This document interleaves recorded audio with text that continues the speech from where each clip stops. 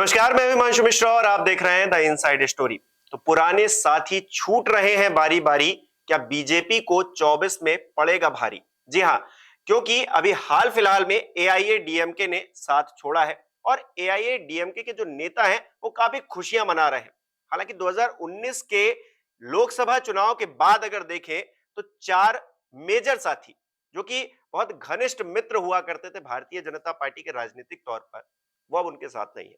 बात शिवसेना की कर लें, बात नीतीश कुमार की कर लें, जेडीयू की कर लें, अकाली दल की कर लें, या फिर हाल फिलहाल में एआईएडीएमके की कर लें। साथी क्यों छूट रहे हैं? आखिरकार किस तरह की राजनीति भारतीय जनता पार्टी कर रही है जिसमें ये दल फिट नहीं हो पाए? इसको लेकर आज इनसाइड स्टोरी पर बात करेंगे। डॉक्टर संजीव त्रिवेदी वैश्विककार हमारे साथ हैं। संजीव जी, चार जिनका जिक्र मैंने किया, ऐसे दल जो कि भारतीय जनता पार्टी के साथ हुआ करते थे, लेकिन आज की डेट में वो साथ नहीं है। भले ही भारतीय जनता पार्टी 38 दलों का एक एनडीए गठबंधन बनाकर अपना शक्ति प्रदर्शन कर रही हो, लेकिन इनके साथ ना होने से क्या 24 का चुनाव फर्क उस पर पड़ता है? भारतीय जनता पार्टी को कोई नुकसान होता है या फिर नहीं होता है? आपका ध्यान भारतीय जनता पार्टी के चार बड़े एलाइज की तरफ जा रहा है, क्योंकि ये जो एलाइज हैं इनके दम पर सरकारें बनाई गई हैं। तमिलनाडु को अगर केवल छोड़ दे तो बाकी जगहों पर तो जाहिर है कि इनके नाम ध्यान में आते हैं। लेकिन यहाँ यह आपको हम बताते चले कि 2014 से लेकर के अभी तक भारतीय जनता पार्टी ने 19 एलाइज छोड़े हैं या 19 पार्टियां उनसे अलग हुई हैं। और 2014 के पहले और 2014 के बाद के दो हिस्सों में आप इस पूरी कहानी को देखिए, क्योंकि 2014 से पहले कहते हैं कि वो गठबंधन वाला दौर था, जब कांग्रेस को भी सत्ता में आने के लिए पहली दफा 1991 में पीवी नरसिम्हा राव की सरकार में गठबंधन की जरूरत पड़ी थी और जेएमएम से उन्होंने गठबंधन किया था। और उसके बाद चाहे वो कोई भी सरकार बनी, और यह सिलसिला 1989 से शुरू हो गया था जब वीपी सिंह की सरकार बनी थी। 2014 के पहले भारतीय जनता पार्टी को एलाइज की जरूरत थी और एनडीए की जो दो सरकारें अटल जी के नेतृत्व में बनी, सब में सहयोगी थे। सहयोगी न होने के कारण आपको स्मरण हो कि 1996 में सरकार गिर गई थी अटल जी की, मात्र एक वोट से, क्योंकि एक वोट का जुगाड़ नहीं हो पाया था। बाद में 23 दलों का एनडीए गठबंधन चला, ये बोल करके बहुत प्रसन्न होते थे भारतीय जनता पार्टी के लोग। लेकिन 2014 के बाद, यानी कि भारतीय जनता पार्टी का जो मोदी काल है, उसमें उन्हीं सहयोगियों को छोड़ा गया जिन सहयोगियों के दम पर राज्यों में सरकारें बनाई गई थी और राज्यों में सीटें हासिल की गई थी। आपने बिहार की बात की, जनता दल यूनाइटेड। आप ये समझ लें कि जनता दल यूनाइटेड और शिवसेना, दो बड़े प्रोमिनेंट पार्टनर, और अकाली, ये सब गठबंधन में बड़े भाई की भूमिका में रहते थे राज्यों में जब अटल जी का काल था। 2005 में नीतीश कुमार मुख्यमंत्री बने, जनता दल यूनाइटेड को 88 सीटें आई, भारतीय जनता पार्टी को 55 सीटें आई। 2010 में चुनाव हुए तो जनता दल यूनाइटेड को 115 सीटें आई और 91 सीटें आई भारतीय जनता पार्टी को। मतलब बड़े छोटे का बड़ा हिसाब किताब बना हुआ था। ये सिलसिला अब देखिए क्या है। आज 2020 में जो चुनाव हुए तो 40-42 सीटों पर जनता दल यूनाइटेड उसी बीजेपी के साथ, जिसके साथ उसे 40-42 आई, भारतीय जनता पार्टी को आ गया 80। 75 और 80 बीच में कहीं पे उनकी सीटें हो गई। आप देखिए कि वो छोड़ते हैं या वो इस्तेमाल करना जानते हैं, और इस दौर में उनके इस्तेमाल के पूरा होने के बाद उन्हें दरकिनार किया जाता है। अब इसी भाव से आप तमिलनाडु को देखिए। तमिलनाडु में भारतीय जनता पार्टी की कोई जमीन नहीं थी और कोशिश ये की जाती थी 2016 के पहले, जब से अम्मा के बाद का काल यानी कि जयललिता के बाद का काल, उसमें तो एआईएडीएमके की वो स्थिति रही नहीं जो कभी हुआ करती थी जयललिता के काल में। लेकिन अम्मा के पहले का काल जो था, एआईएडीएमके का काल, वो हमेशा कोशिश करते थे कि पीछे पीछे तमिलनाडु में चलें एआईएडीएमके के, और जगह अपनी बनाते रहें। धीरे धीरे जगह बनती नहीं थी, क्योंकि वहां पर जो द्रविड़ का जो राजनीति है, द्रमुक खजगम राजनीति उनकी जो है, जो एक तरह से यूं कह लीजिए कि वो गैर नॉर्थ होता है, गैर हिंदी होता है, एक तरह से उनकी अपनी एक राजनीति है। तमिल राजनीति जो होती है उसमें कहीं फिट ये नहीं हो पा रही थी। वो धर्म से अपने आप को दूर करके राजनीति, धर्म में एकदम नहीं जाना चाहते हैं, चाहे वो डीएमके हो चाहे वो एआईडीएमके हो। तो उनके एक के साथ इसलिए जाना है जरूरी क्योंकि कांग्रेस डीएमके के साथ जुड़ी हुई है सदियों दशकों से, तो वो साथ रहे। लेकिन हाल के दिनों में आपने देखा होगा भारतीय जनता पार्टी को यह एहसास हुआ, म्युनिसिपल पोल वहां हुए, अर्बन बॉडी पोल हुए, सीटें नहीं आ रही हैं, वोट परसेंटेज बढ़ रहा है इतना कि पिछले विधानसभा चुनाव में एआईएडीएम के चुनाव हार गया, 65 सीटें ला पाया, पर 4 सीटें भारतीय जनता पार्टी को भी आ गई। विधानसभा में एमएलए की 4 सीटें आ गई।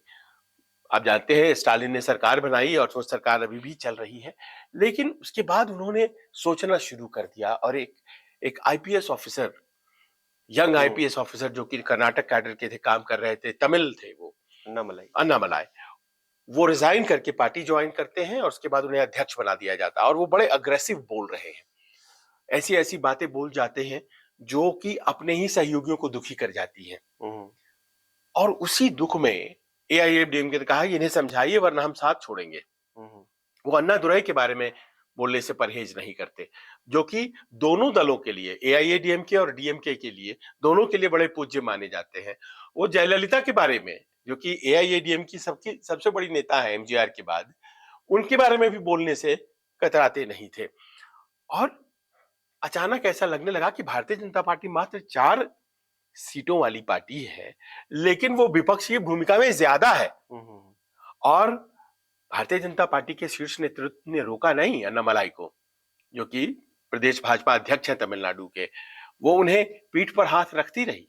और देखिए आज एआईएडीएमके, मैं तो कहूंगा मजबूर है हुई कि भाई हमें तो रिश्ता तोड़ना पड़ेगा, और इसलिए उन्होंने इस रिश्ते को समाप्त कर दिया। भारतीय जनता पार्टी ने एक प्रयास नहीं किया उन्हें समझाने का, यानी कि उनका भी अब इस्तेमाल पूरा होता है। वो जो जश्न मन रहा है एआईएडीएमके की तरफ से, वो दिखाता है कि कितना परेशान थे, या फिर वो चाहते ही थे, कितना डेस्परेट थे कि ये चीजें खत्म हो और उसके बाद हम जश्न मनाएं। तो वो जश्न मना रहे हैं बाकायदा। अब देखिए कि उनके ही नेताओं को कोई भला बुरा कहे, उनका ही सहयोगी, और वो कुछ ना कर पाए, तो उससे तो अच्छी स्थिति यही होगी कि अलग हो जाए। लेकिन इसमें गणित वही है कि बिहार में जैसे पांव फैलाना शुरू किया भारतीय जनता पार्टी ने, और आज वो बड़े भाई की भूमिका में है, जनता दल यूनाइटेड बहुत छोटे भाई की भूमिका में, मजबूर होकर जनता दल यूनाइटेड फिर से भाग करके आरजेडी के पास आई। जैसा नीतीश बाबू आरोप भी लगाया उन्होंने कि हमारी पार्टी को जो है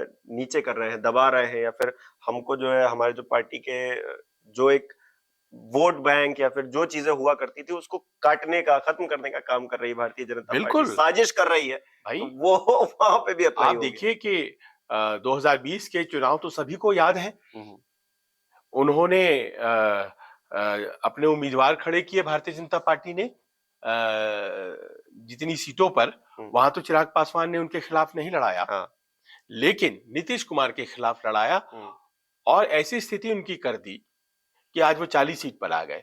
उनके डिबाकल के लिए, डाउनफॉल के लिए सिंगल हैंडेडली चिराग पासवान का वो जो पॉलिटिकल यू कहेगी स्टेप था, वो जिम्मेदार है। और बाद में भारतीय जनता पार्टी ने चिराग पासवान की ही पार्टी को तोड़ा नीतीश के कहने से, उनके चाचा अलग हुए और वो पार्टी भी टूट गई। और उसके बाद देखिए कि आज की तारीख में सबसे फेवरेट्स में अगर कोई एलाय है तो वो चिराग पासवान है। हाल ही में अभी संसद में बोल रहे थे तो फिर से वही कि जो हनुमान, जिस तरह से उन्होंने कहा था कि मैं हनुमान हूं, एक बहुत स्वाभाविक, क्योंकि नीतीश और अब दूसरी तरफ है। तो भारतीय जनता पार्टी का ये एक स्मार्ट पॉलिटिकल मूव है, जिसे चतुराई, आप राजनीतिक चतुराई कह लीजिए, और इसको वैसे समझिए कि वो एलाइज लूज नहीं करती है, वो बड़ी चालाकी से उनका वो इस्तेमाल करती है कि जब तक वो अगर कामयाब है और उनकी मदद से अपने आप को बढ़ाया जा सकता है, तब तक वो अपनी मदद अपने आप को बढ़ाते हैं उनकी मदद से। शिवसेना की अपनी रसूख थी, भारतीय जनता पार्टी उनके साथ जुड़ गई। बाला साहब का इतना बड़ा इमेज, कभी भी शिवसेना चीफ मिनिस्टर अपना बनाती थी, आपको याद होगा। मनोहर जोशी बनाए गए चीफ मिनिस्टर, नारायण राणे जो आज बीजेपी में है वो चीफ मिनिस्टर बनाए गए। और धीरे धीरे एक दौर ऐसा आया कि 2014 में जब भारतीय जनता पार्टी नरेंद्र मोदी के स्टीवार्डशिप में आगे बढ़ने लगी, उस वक्त उन्होंने तय किया कि नहीं साहब, हम अकेले लड़ेंगे, और अकेले लड़कर के उन्होंने ज्यादा सीटें हासिल की शिवसेना से। और फडणवीस मुख्यमंत्री बने, मुख्यमंत्री वो बने, और शिवसेना को लग गया कि बाजी पलट चुकी है। अब साथ रहने में या दूर रहने में फायदा है, ये तय करना पड़ेगा, क्योंकि साथ रहने में अब वो बड़े भाई की भूमिका में आ गए। तो भारतीय जनता पार्टी ने कैसे पूरे चीजों को अपने हिसाब से मैनिपुलेट किया, मैं इसको गलत कहूं या सही नहीं कहूं, इस बहस में जाने की जरूरत नहीं समझता। वो राजनीतिक दल है, उन्हें अधिकार है, लेकिन जो लोग ठगे जा रहे हैं उनका राजनीतिक कौशल कहाँ है? भाई आप शिवसेना है, बाला साहब की पार्टी है, ये आपको समझ नहीं आ रही थी बात कि कैसे वो धीरे धीरे धीरे धीरे, आज नीतीश जी अपने आप को प्रधानमंत्री पद का उम्मीदवार समझते हैं, उनको बात समझ नहीं आ रही थी कि कैसे वो फैलती हुई पार्टी बढ़ती चली जा रही थी। और पार्टी को जिंदा करने वाले नीतीश कुमार, 2005 में अगर सत्ता में आई भारतीय जनता पार्टी बिहार में, तो नीतीश कुमार के दम पर आई। आज शिवसेना की यह स्थिति हो गई कि शिवसेना को तोड़ दिया गया। कहां से बात चली थी, वो बंद कमरे में क्या बात हुई अमित शाह के साथ, यहां से चीजें आगे बढ़ी थी। अच्छा, वो मुख्यमंत्री का पोस्ट कैसे ले सकते थे? वो 2014 में देवेंद्र फडणवीस मुख्यमंत्री हो चुके, 2019 में दोनों लोग साथ फिर से लड़े, उस समय अलग अलग लड़े, फिर साथ लड़ गए, और साथ लड़ करके सीटें भारतीय जनता पार्टी और बीजेपी मिलकर के इतना लाए कि भाई फिर से सरकार बनेगी, लोगों को लगा। लेकिन मुख्यमंत्री का चेहरा कौन होगा, कुर्सी किसके पास जाएगी, बात वहीं फंस गई। 2014 में तो आदत लग चुकी थी भारतीय जनता पार्टी को, तो फोर्स किया एक तरह से शिवसेना ने, तो गठबंधन टूट गया। और जो उद्धव ठाकरे के साथ टूटा, तो आज तक टूटा हुआ है। और अब तो ये देखिए, ऐसा है कि मोर्चा यूं कहें कि एक बराबर बराबर का बन गया है, क्योंकि शरद पवार की पार्टी भी टूट गई है। तो भारतीय जनता पार्टी यूं चालाकी से चीजों को रच रही है गठबंधन की राजनीति में, और उसको शायद उस बेहतर तरीके से, क्योंकि ये दूसरे गठबंधन का दौर चल रहा है, ये वो गठबंधन नहीं है कि सभी साथ आओ, एक दूसरे में सीट बांट लो और फिर जो है राजनीति करते हैं, सामने वाले को हराते हैं। यहां कब साथ आना है और कब अलग हो जाना है, कब आपकी ताकत का इस्तेमाल कर लेना है और कब आपको ही आपकी ताकत का इस्तेमाल करके हरा देना है, इस राजनीति का दौर है जो भारतीय जनता पार्टी कर रही है। और वो देखिए, एक के बाद एक राज्यों में सफल होती चली जा रही है, राज्यों में सफल हो रही है, अपनी ताकत बढ़ा रही है। लेकिन क्या आपको लगता है, जैसे पंजाब का भी अकाली दल भी अलग हो गई किसानों के मुद्दे पे, कि आप जो फैसला आपने लिया हम उसके साथ नहीं है, हम अलग हो जाते हैं, फिर तमाम चीजें बैकग्राउंड में काम करती हैं, तो इनका क्या असर चुनाव में पड़ेगा? और क्या ये दल इतने प्रभावशाली आज के टाइम में, जैसे शिवसेना की बात करें तो शिवसेना खुद ही अपने आप में इस तरह टूटी हुई है कि आधी शिवसेना तो एनडीए के साथ ही में खड़ी हुई है, तो क्या वो असर डाल पाएगी? नीतीश कुमार क्या इतने पावरफुल आज की तारीख में है, क्योंकि वो भी गठबंधन में है लेकिन वो दूसरे दल के साथ में, आरजेडी के साथ में, तो वो क्या उतने प्रभावशाली हैं? इसके अलावा अकाली क्या उतने प्रभावशाली है? एआईएडीएमके हालांकि वहां पे है, उसकी अपनी रसूख है, लेकिन क्या वो इतनी प्रभावशाली कि भारतीय जनता पार्टी के जीत के जो 24 का इलेक्शन होने वाला उसके रथ को रोक दे? या फिर क्योंकि अभी इंडिया गठबंधन में तो एआईएडीएमके आई भी नहीं, तो किस तरह से इस पॉलिटिकल अगर तरीके से चुनावी मद्देनजर देखें तो किस तरह से देखा जाए इसे? आपका प्रश्न है कि अब लोकसभा चुनाव में ये जो गुणागणित है वो कैसे प्ले करेगा? हाँ, ये चीज देखिए, लोकसभा चुनाव में Bharatiya Janata party pan India level पर इतनी मजबूत नहीं है कि अकेले हर जगह लड़ करके वो बहुमत हासिल कर ले। ये संभव बहुत आसानी से तो नहीं मुझे दिखाई पड़ता है। इसमें गठबंधन की उन्हें जरूरत है। अभी कुछ ही महीने पहले प्रधानमंत्री मोदी का मुझे वो भाषण राज्यसभा में याद है, जब वो कह रहे थे कि एक अकेला सब पर भारी, और प्रोटेस्ट चल रहा था और वो बोल रहे थे, और उसके कुछ ही महीनों बाद हम लोगों ने देखा कि नहीं, ज्यादा से ज्यादा गठबंधन वाले हमारे साथ हैं। 23 जून को एक कार्यक्रम वहां हो रहा था, तो उसके कार्यक्रम के बाद जो बेंगलुरु वाला कार्यक्रम हुआ, तो उसमें दिल्ली में भी कार्यक्रम हुआ, और आपने देखा कि कितने कंपटीशन सा हो गया कि नहीं, एनडीए के पास तो 40 न 42 कुछ इस तरह से 36 37 38 बता दिए गए उनके पास। सोचिए आप, तो वहां तो एक स्थिति थी, वहां 26 इंडिया 26 हो गया, तो इधर 38 हो गए। तो जब अकेले ही मजबूत है तो फिर इतने लोगों की जरूरत क्यों पड़ रही है? उसमें ऐसे भी दल थे जो रजिस्टर्ड नहीं थे, जिनके एमएलए नहीं है, जिनके एमपी नहीं है। वो इस बात की एक्सेप्टेंस थी। साहब देखिए, ऐसा है कि मजबूत सहयोगों का इस्तेमाल करके उनके राज्यों में जगह तो हम बना लेते हैं और अपने आप को बढ़ा लेते हैं, क्योंकि हम पार्टी हैं, हमें बढ़ने का अधिकार है। लेकिन जहां तक चुनाव जीतने की बात है तो हमें एलाइज की जरूरत है। तो आपने देखा कि अगर बिहार में नीतीश कुमार चले गए, उन्होंने जितने दल हो सकते थे उन सबको रख लिया। उन्होंने एलजेपी के दोनों फैक्शन को जोड़ लिया, उन्होंने उपेंद्र कुशवाहा के पार्टी को भी ले लिया, उन्होंने एक आध और दल हैं वहां पे उनको भी कर लिया। उत्तर प्रदेश में आ जाइए तो जितने भी छोटे दल हो सकते हैं सबों को अपने साथ रखा है, चाहे वो निषाद पार्टी हो, चाहे वो राजभर की पार्टी हो, चाहे वो महान दल हो, चाहे अभी पश्चिमी उत्तर प्रदेश में जितने दल हैं उनसे बातचीत हो रही है, छोटे छोटे दलों को जोड़ रहे हैं। उनकी कोशिश ये भी है कि जहां जहां जितने भी दल, ऐसे दल जो कि हमारे साथ जुड़ना चाहते हैं, हम जोड़ लें।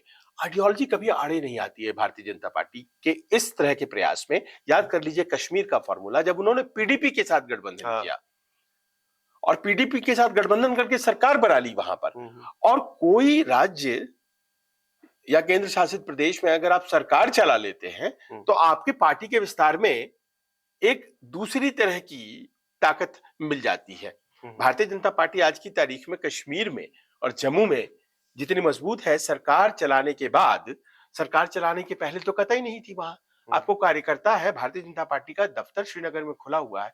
ये सब आज से 10 साल पहले असंभव सा लगता था, लेकिन और फिर पीडीपी से उसने नाता तोड़ लिया। जो बात मैं कह रहा था कि जितनी दूर तक इस्तेमाल करना है उतनी ही दूर तक इस्तेमाल करना है, फिर अपने आप को हटा लेना है। तो अब देखिए, आज गठबंधन बना बना करके ये तय किया जा रहा है।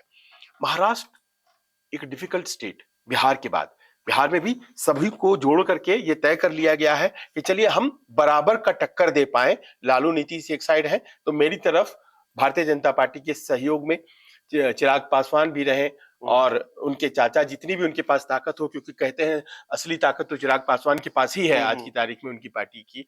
उसके अलावा वो कुशवाहा की पार्टी की जो भी ताकत है, सबको जोड़ करके एक ताकत बना लो।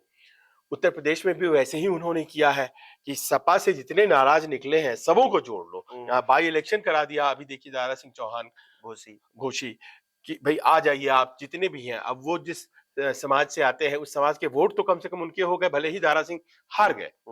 तो इस तरह से आप ये देखिए कि सबको जोड़ने की कोशिश है, क्योंकि लोकसभा चुनाव जो होते हैं उनमें गठबंधनों की बड़ी भूमिका होती है। आप इस बात को भी महसूस कीजिए कि जहां वो सबसे मजबूत है, फर्ज करें आप गुजरात, सैचुरेशन पॉइंट है, सारी सीटें जीत चुके हैं वहां। अब नीचे आने की संभावना है, ऊपर जाने की संभावना नहीं है। राजस्थान, नीचे जाने की संभावना है, ऊपर आने की संभावना नहीं है। इस तरह के कई राज्य हैं, उत्तराखंड है, उत्तर प्रदेश सबसे बड़ा एग्जाम्पल है कि इतनी सीटें वहां प्राप्त कर चुके हैं कि 2-4 से ही ऊपर जा पाएंगे। नीचे भी आ सकते हैं और अच्छे खासे नीचे आ सकते हैं अगर कांग्रेस और ये सब मिल जाए तो उनके अपने राज्य जो भारतीय जनता पार्टी के हैं उनमें वो एकदम ऊपर तक पहुंच चुके हैं। ये वहां के बाद नीचे जाने की संभावना ज्यादा बनती है, ऊपर जाने की संभावना कम होती है। तो ऐसे में अगर फैलाव चाहिए तो गठबंधन सहयोगी अब चाहिए उनको। तो इसीलिए वो अब गठबंधन का सिलसिला वो कायम कर रहे हैं, क्योंकि उन्हें डर है कि बिहार में सीटें लूज कर सकते हैं, महाराष्ट्र में लूज कर सकते हैं। देखिए महाराष्ट्र में उन्होंने क्या किया है, एक नया गणित बनाया कि जो मजबूत पार्टियां उनका विरोध कर रही थी उन्हें ही खंडित किया, और बहुत ही प्रायोजित तरीके से किया।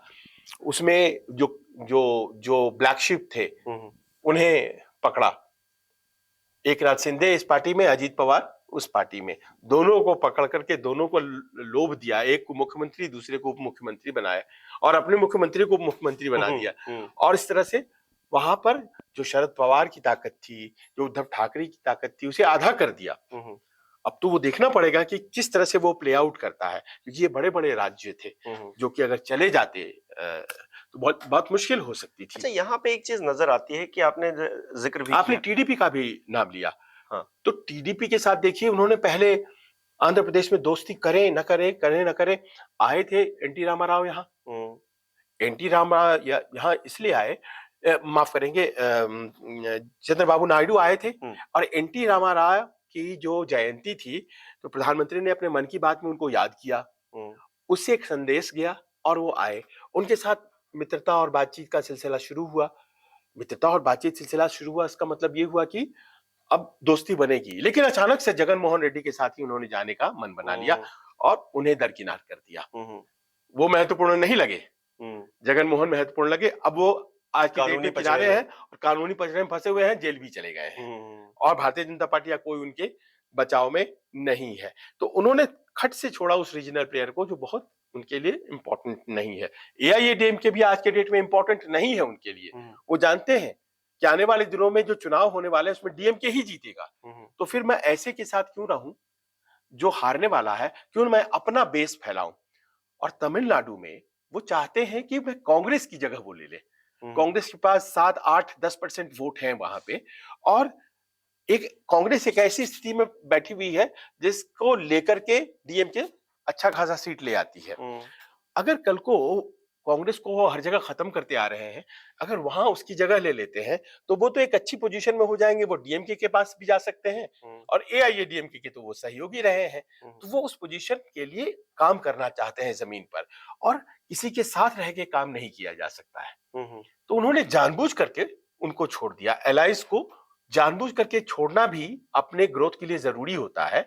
ऐसा एक नया आइडिया, इसीलिए मैंने कहा था 2014 के पहले की गठबंधन की राजनीति भारतीय जनता पार्टी की और 2014 के बाद की देखनी पड़ेगी, और इसमें सहयोगियों के लिए बहुत स्पेस भारतीय जनता पार्टी नहीं छोड़। जो नजर आ रहा है वो ये कि एक नेता भारतीय जनता पार्टी के पास है जो जिसे वो ब्रह्मास्त्र की तरह चुनाव में इस्तेमाल करती है, वो कहीं के भी चुनाव हो, वो राज्य के चुनाव हो, वो लोकसभा चुनाव हो, हर जगह अभी तक तो जो नजर आया है। दूसरा ये विचारधारा की बात आपने जिक्र किया, तो विचारधारा नाम की चीज अब बहुत ज्यादा महत्व रखती हो वो नजर आता है। जिस तरह से गठबंधन टूट रहे हैं, जिस तरह से लोग अलग हो रहे हैं, मकसद ये है कि सत्ता में कैसे बना रहा जाए। आप बहुत ही भ्रष्ट नेता को भी अपनी पार्टी में शामिल कर लेते हो क्योंकि आपको बैलेंस बनाना होता है, आपको राज्य में सत्ता में रहना है। तो कुल मिलाकर देखा जाए तो 2014 से पहले की राजनीति में विचारधारा एक बड़ा फैक्टर नजर आता है।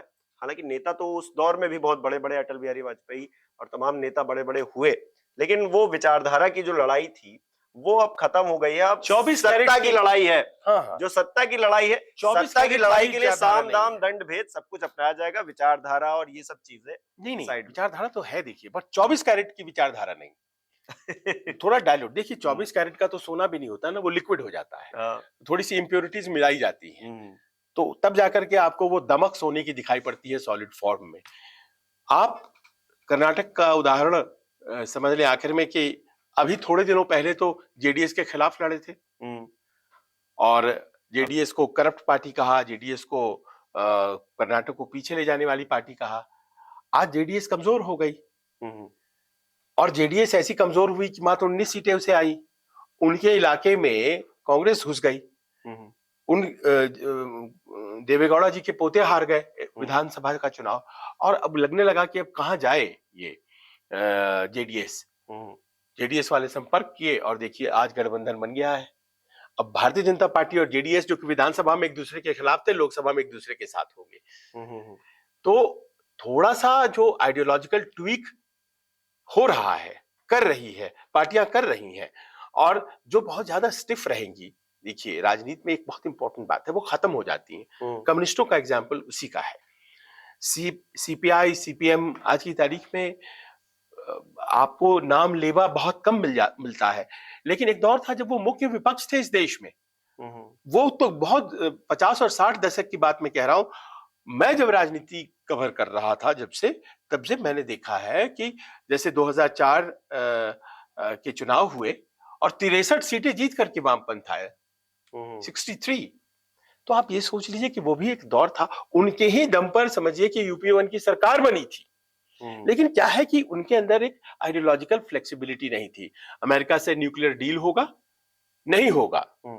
अमेरिका, कांग्रेस और बाकी के पार्टनर्स ने यूपी कहा नहीं होगा, बोले उन्होंने नहीं होगा, हम सरकार छोड़ देंगे। उन्होंने सरकार छोड़ दिया, उधर से सपा अपने 39 सांसदों के साथ अंदर चली आई और बाहर से सपोर्ट कर दिया, सरकार बच गई। तो ये जो ये इस आठ में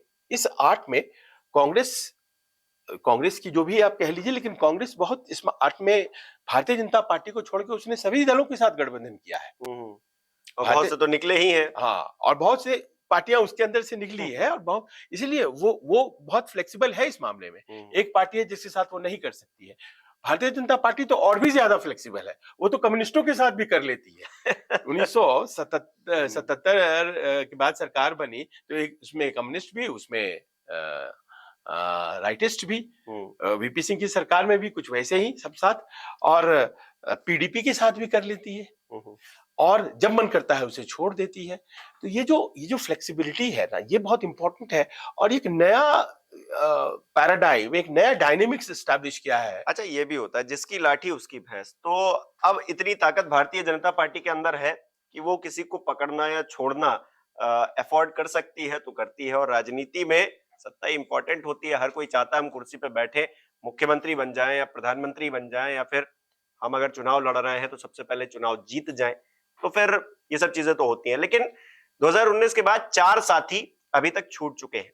2024 में क्या उसका असर होगा, हमारे दर्शक क्या समझ पा रहे हैं, उनको क्या लगता है इस मामले पे, हमें कमेंट करके बता सकते हैं। बहुत बहुत शुक्रिया।